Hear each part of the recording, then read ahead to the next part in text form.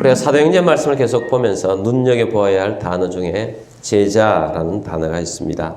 사도행전에서 보면 예수님을 믿을 때부터 제자라고 표현을 하는 것을 자주 봅니다.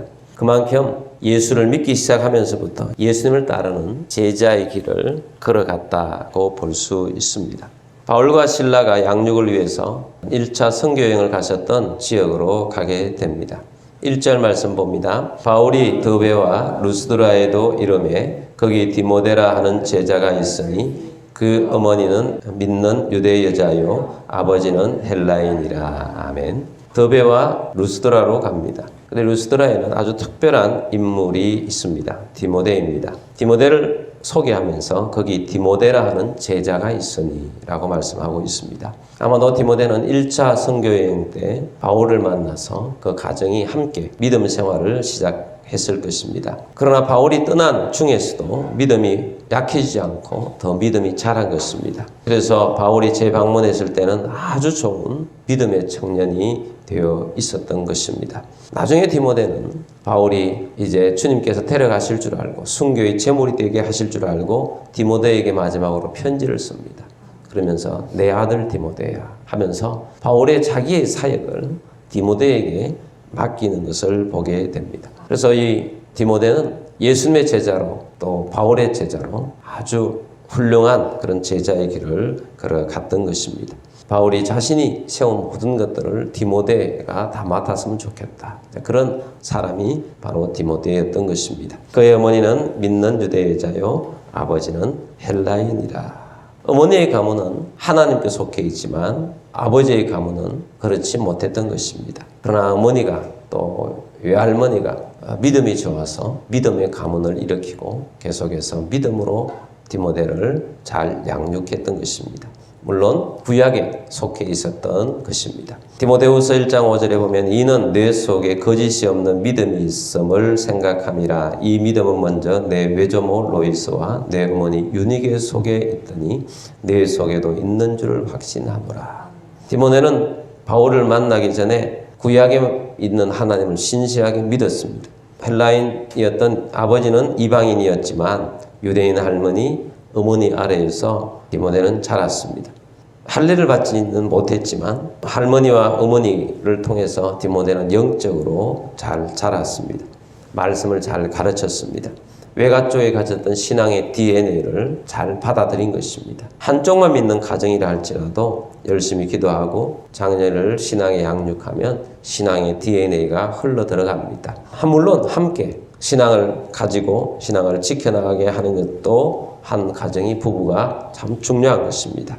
그런데 이 디모데 가문은 이 어머니의 가문으로부터 구약의 신앙, 말씀의 신앙, 믿음으로 자랐던 것입니다. 디모데는 그런 중에 구약에 예언했던 예수 그리스도를 소개하는 바울을 만났고 예수님을 만났고 예수님을 따르는 가문이 된 것입니다. 자, 이런 디모데를 바울이 2차 전도여행 때 데리고 떠나고자 합니다. 바울이 마가 요한을 데리고 가지 않으려고 자기 스승과 같은 동력자였던 바나바와 결별할 정도였는데 디모데가 마음이 얼마나 들었으면 나와 함께 가자. 너가 나의 제자다 할 정도로 신실한 제자의 길을 걸어갔는지 우리가 디모데를 감히 짐작할 수 있습니다.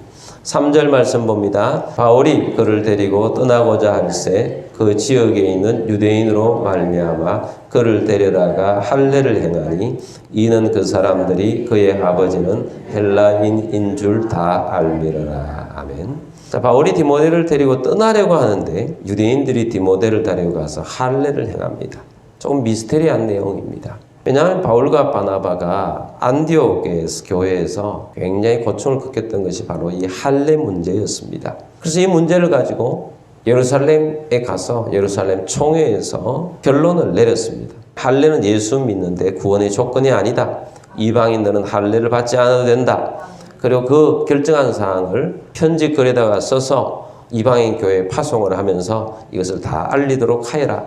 그래서 바나바도 그렇고 바울도 그렇고 이 소식을 자기들이 전도해서 세워진 교회들에게 알리러 가는 중입니다. 그래서 그런 중에 디모데를 만났는데 오히려 디모데에게 할례를 하게 합니다. 디모데는 이제 할례 의무도 없습니다. 할례 받지 않아도 됩니다. 다 안 받아도 될 것 같은데 디모데가 할례를 받았다는 것입니다. 왜 이렇게 했을까? 할례는 구원의 조건이 아님이 이미 총회를 통해서 결정난 것이고 또 이것을 알리러 가고 있습니다. 그런데 지금 바울이 떠나고자 하는 것은 선교하러 떠나는 것입니다. 선교를 하는데 가는 곳마다 어디부터 갑니까? 유대인의 회당으로 간다는 것입니다. 유대인의 회당으로 들어가려고 하는데 디모데는 아버지가 헬라인인 줄 다 알고 있다는 거예요. 아마 생긴 모습이 그럴 겁니다. 유대 회당에는 할례를 받지 않으면 들어갈 수가 없는 겁니다. 그래서 무엇 때문에 할례를 받았느냐? 구원의 조건은 아니지만 선교를 해야 하면 일단 회당으로 들어가야 합니다. 출입증이니까 이 사람은 생긴 모습이 그래도 이 사람 할례 받았습니다. 그러면 들어가게 된다는 것입니다. 자, 이것은 선교를 위해서 할례를 받은 것입니다. 우리가 전도를 하거나 선교를 할 때 우리가 어떤 때에는 걸림돌이 되는 것들이 있을 수 있습니다. 구원의 조건은 아니지만 유연한 자세로 선교를 하고 그들 가운데 나아가는 데 있어서 걸림돌이 되지 않도록 하는 것이 얼마나 중요한지를 우리에게 보여주는 것입니다. 4절 말씀 봅니다. 여러 성으로 다녀 갈 때에 예루살렘에 있는 사도와 장로들이 작정한 규례를 그들에게 주어 지키게 하니. 아멘. 복음을 전했던 도시마다 가면서 예루살렘에서 결정한 내용들을 다 전해주고 지키게 했습니다. 5절 말씀 봅니다. 이에 여러 교회가 믿음이 더 굳건해지고 수가 날마다 늘어가니라. 아멘. 또 믿음으로 잘 가르치고 나니까 믿음이 더욱더 굳건해지고 수가 날마다 더 늘어가게 되었다 하는 것입니다. 또 성도들이 한 사람 한 사람 믿음으로 잘 세워지는 것이 매우 중요합니다. 하나님 말씀으로 믿음으로 잘 세워져 나가면 믿음이 굳건해진다. 믿음이 굳건해진다는 것 안에는 시험에 들지 않는다. 믿음에서 떨어지지 않는다는 것입니다. 믿음에서 떨어질 때 우리가 흔히 쓰는 말이 시험 들었다. 그러지 않습니까? 그래서 우리는 믿음의 수준이 시험 들지 않으면 믿음의 수준이 높은 거고 시험에 들면 믿음의 수준이 낮은 것입니다. 그래서 믿음이 굳건하게 서 있어야 하는 것입니다.